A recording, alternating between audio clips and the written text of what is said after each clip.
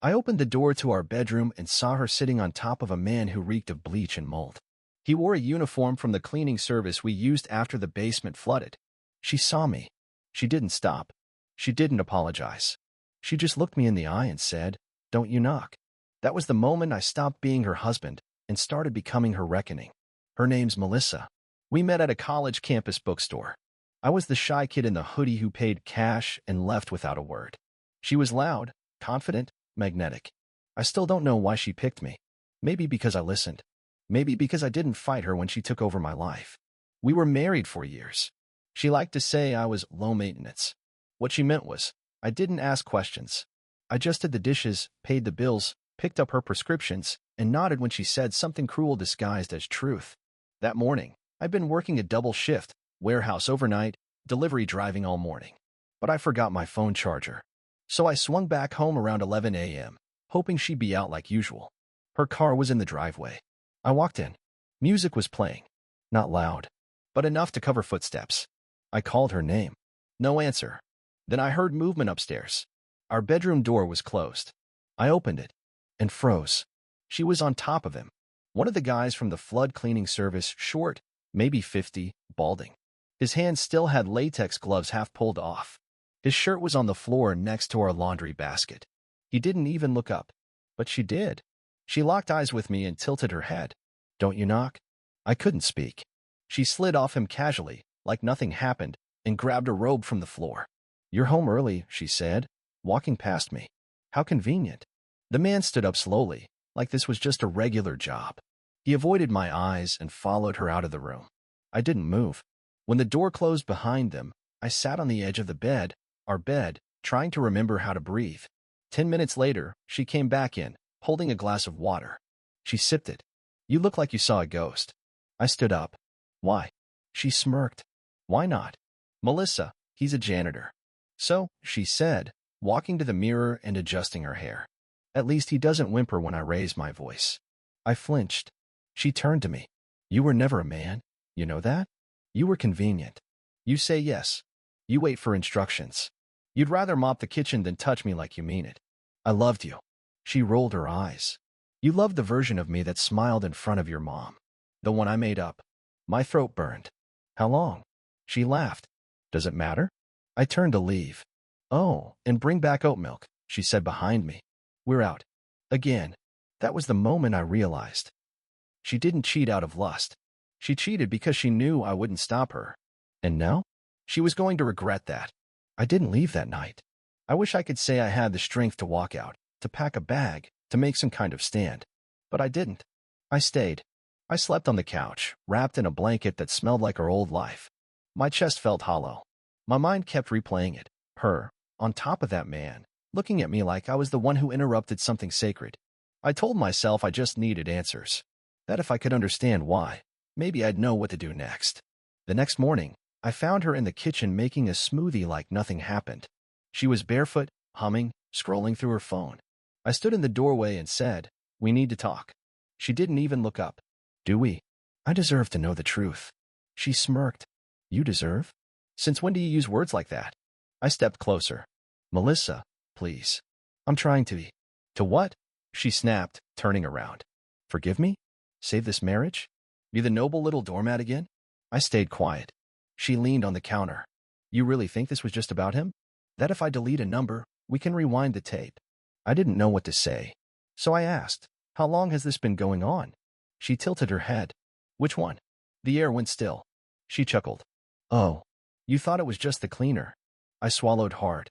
"Sweetheart," she said, pouring the smoothie into her favorite glass, "you think too small. This house is a revolving door when you're gone. But don't worry, nothing illegal. Just messy. Why would you do this to me? You made it easy." Her words cut deeper than anything physical ever could. "You come home tired. You wash dishes like it's a love language. You say sorry before I even finish yelling. You're soft." I followed her into the living room. "So that's it?" I asked. "I wasn't cruel enough? That's what makes a husband now." She turned. "No, you weren't present enough. I needed to feel something. And with you? It was like dating a beige wall." My fists clenched. Not from anger. From shame. Because deep down, I knew she was right about parts of me. I was quiet. passive, always afraid to rock the boat.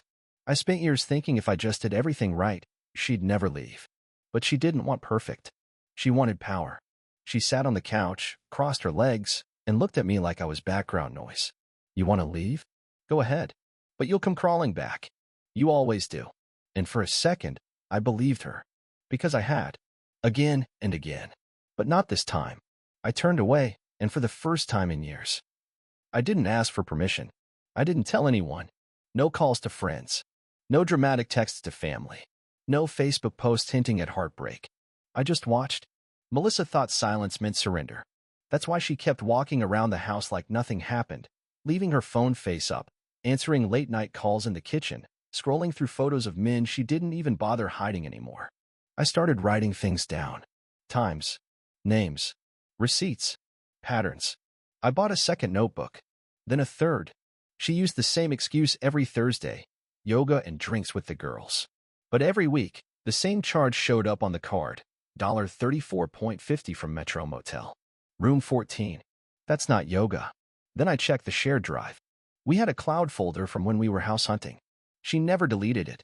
I dug through backups and found synced photo logs, images from her phone, automatically uploaded, even ones she thought were gone. There were videos. One was in our kitchen. A man in an exterminator uniform leaned on the island while she filmed herself laughing. You know, she said on camera, I could tell him I'm doing this for therapy and he'd nod like a golden retriever. She turned the phone to her face. He'd probably apologize for not being supportive enough. I stared at the screen until it went black. The next night, I asked if she wanted to go out. She raised an eyebrow. You're asking me? I thought it'd be good for us, I said. She looked amused. You're serious. I nodded. She laughed. That's cute. But I already have plans. I said nothing. Just smiled. The following day, I bought a voice recorder. Small. Easy to hide. I slipped it inside the couch cushions. She spent 2 hours that evening on the phone with someone named Vince. I heard every word. He still thinks I'm just confused, she said. Can you believe it?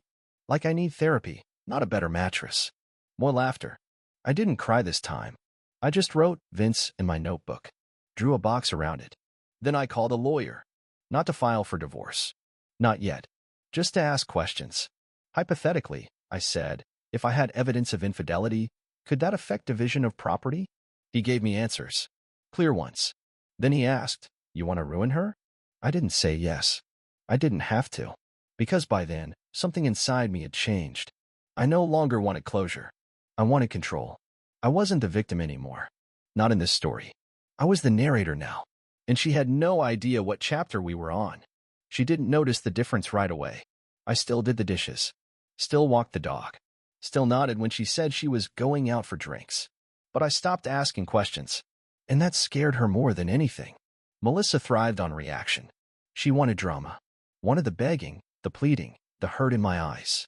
But when I gave her nothing, she started slipping. Why are you being so quiet lately? She asked one night, brushing her hair in front of the mirror. Just tired, I said. She stared at me. You're not trying to guilt me, are you?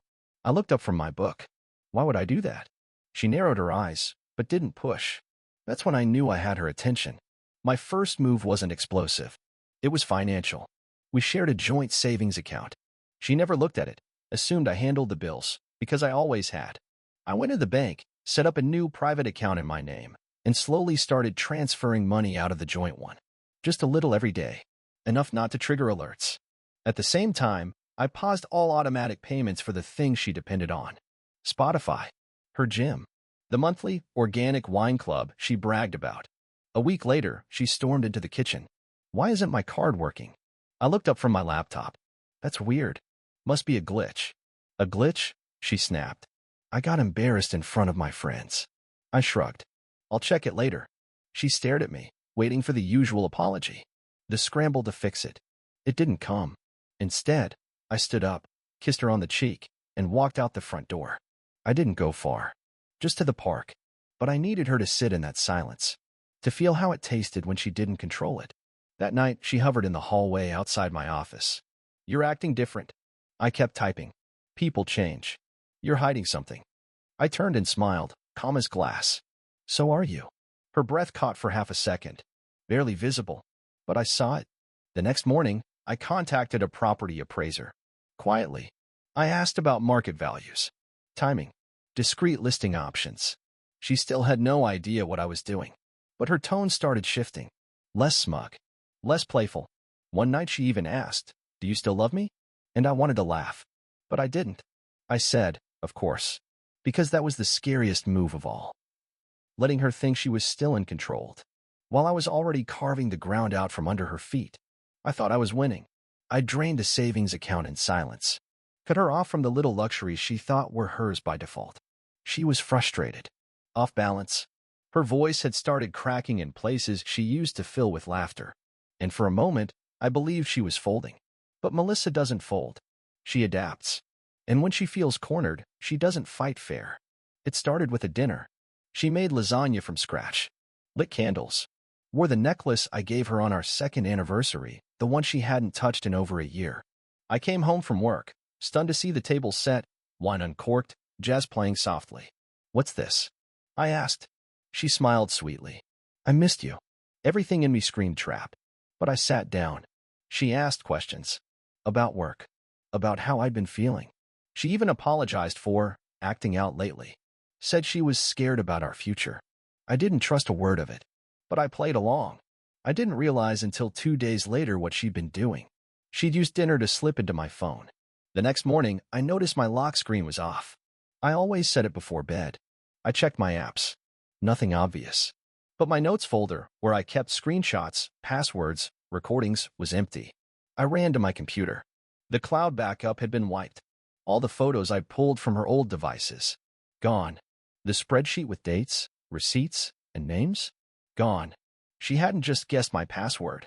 She'd watched me type it in over my shoulder, like a snake waiting in grass. That night, I confronted her. She was painting her nails at the dining table, humming. "You went into my phone." She looked up, wide-eyed. "What?" "Don't act dumb. You deleted everything." She blinked, then slowly smiled. "You really shouldn't leave your tools lying around," she said. I clenched my fists. That was evidence. Of what? She said, blowing on her nails. That I had bad judgment in men? "You destroyed everything." "No," she said, standing. I cleaned up. She walked toward me, calm and deliberate.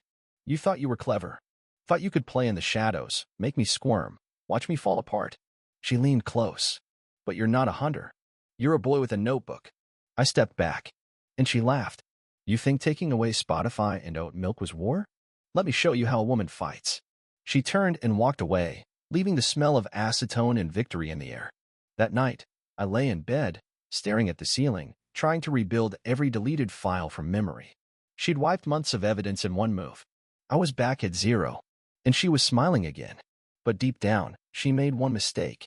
She reminded me what she was capable of, and I wasn't afraid anymore. Not of her. Not of starting over. Not of what I'd have to do next. I didn't scream. I didn't throw anything. I didn't even tell her I knew what she did. Because by the time she deleted my evidence, something in me had already shifted. The pain wasn't sharp anymore. It was cold. Focused. She thought she'd taken everything. She forgot what I still had. Access. See, while she wiped my drive, she never touched the old laptop in the garage. The one with the cracked screen I used during the first year of our marriage. It still had sync backups from our shared calendar, browser histories, and an old Dropbox folder she never unlinked. So I went digging, and I found it. A trail of appointments booked under fake names. Private room reservations. 2 prepaid phones ordered to our address under a name she made up, Danielle R. But the gold? Was an email chain with a man I didn't recognize. Subject line. Just need him out of the house for good. They were talking about me. She'd been looking into how to push for a mental health petition. A way to make me legally unstable, manipulate medical records, and file for emergency protective orders if I acted erratic. The messages were vague, but the intent was clear. She wasn't just trying to win. She was building a trap, and I almost walked right into it. That's when I stopped playing defense. My first move? I called the HR department at her job. Not as a husband. As a concerned third party. I reported her for using company devices to coordinate personal legal attacks and for inappropriate use of corporate resources. I provided a clean version of the email thread, masked for anonymity. They opened a review. The next week, she came home pale, holding a sealed envelope.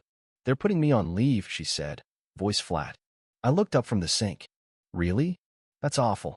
She stared at me. I didn't blink. Later that night, she cornered me in the hallway. You did this. I shrugged. Hard to prove, right? She slammed her fist into the wall. You want to play dirty? I leaned in, quietly. You erased what I built. You tried to erase me. Now I'm just evening the field. Her breath caught. Because she finally realized I wasn't trying to survive her anymore. I was trying to bury her. And I wasn't even close to done.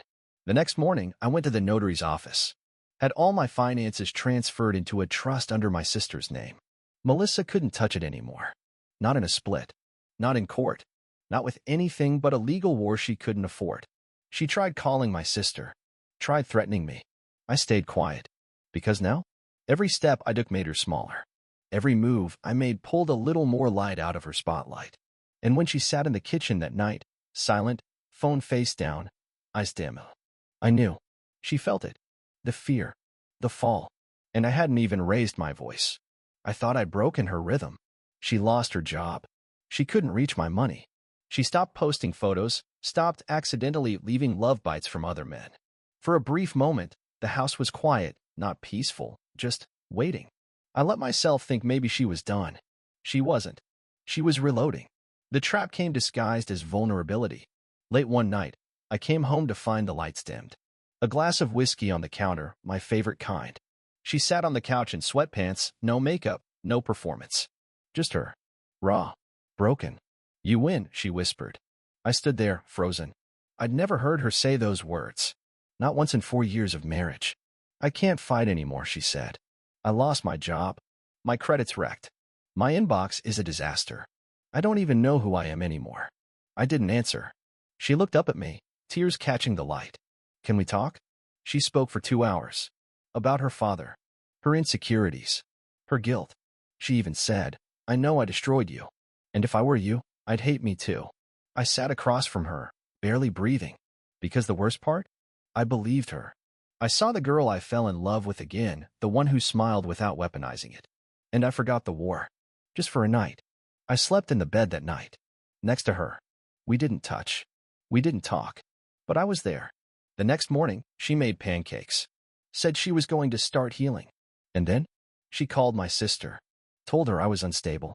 That I'd been isolating her. Manipulating her. That I moved my finances not to protect myself, but to punish her. She cried on the phone. Said she was scared for her safety. My sister believed her. Called me in a panic. I love you, she said, but if she's saying this, maybe you need help. I couldn't breathe. My own blood. I opened our security camera footage. Checked the timestamps. Found the call. Melissa had made it from the backyard. Sitting in a lawn chair. Calm. Smirking. A performance. She waited until I let my guard down. Until I remembered who I used to be, the quiet one, the soft one, the guy who couldn't see lies through tears. She reached into that part of me and twisted it like a knife. And it worked. She split me from my only remaining ally. She didn't need the court. She didn't need her job. She just needed the old version of me to come back for a moment. So she could cut him down one more time. That night, I sat alone in the guest room, staring at the ceiling, shame flooding me like poison. She'd taken my trust. Again. Because I forgot one thing. Melissa doesn't cry when she's broken. She cries when she's hunting. I didn't answer my sister's calls. I couldn't. Not after hearing the doubt in her voice. The hesitation. Like she didn't know who I was anymore. Melissa didn't just isolate me. She flipped the people I trusted. She was building a new story. I was unstable, paranoid, erratic. And the worst part? I let her. I gave her the space to perform. I gave her the audience. But not anymore. I went back to the old hard drive in the garage. The one she didn't wipe. Buried beneath dust and broken cables, I found a folder I'd forgotten existed. Inside, phone backups. Hers. Including synced messages from a number she'd tried to erase, one of the men. A man she told everyone never existed. There were voice notes. One where she giggled and said, "He thinks I'm staying late at work. Meanwhile, I'm in room 6 with someone who doesn't fold towels for a living." I copied it, clipped it, dated it. Then I printed screenshots of her texts. Flirtations. Photos.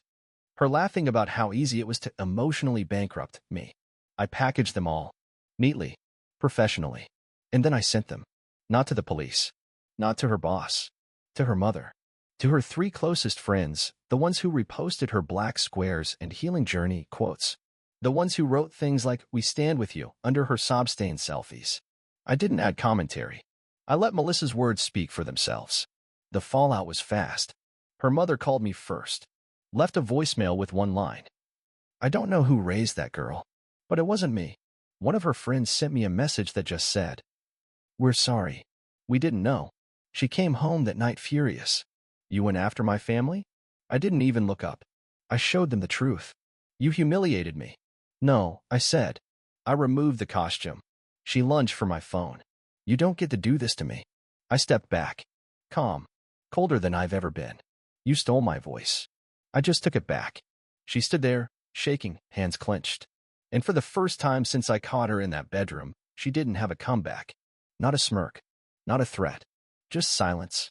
That night, she slept in the guest room. I didn't hear from my sister for a while. But when she finally called, her voice was softer. "You okay?" she asked. I didn't say yes. But I also didn't say no. Because I was finally something I hadn't been in months. Back in control. I wasn't trying to hurt Melissa anymore. I was just letting her world collapse under the weight of her own lies. She built it on quicksand. I just stopped holding it up. For 3 days, Melissa didn't speak to me. She didn't yell, didn't cry, didn't slam doors. She simply stopped acknowledging I existed. It was worse than any insult. And that silence? It meant something was coming. I found out what it was on a Thursday. I came home from work and there was a white envelope taped to the front door. Legal letterhead. Inside, a formal notice of petition for spousal support, emotional damages, and control over the house as a safety resource during proceedings. Filed with the court. She was suing me. After everything. I walked inside. She was in the kitchen sipping coffee like it was any other evening. "You're filing for spousal support?" She didn't even flinch. "You wanted war. You cheated on me. You tried to ruin me," she said, turning toward me. "You sent my personal messages to my mother. You invaded my privacy." I almost laughed. "You destroyed mine." She walked slowly across the room. "You could have walked away.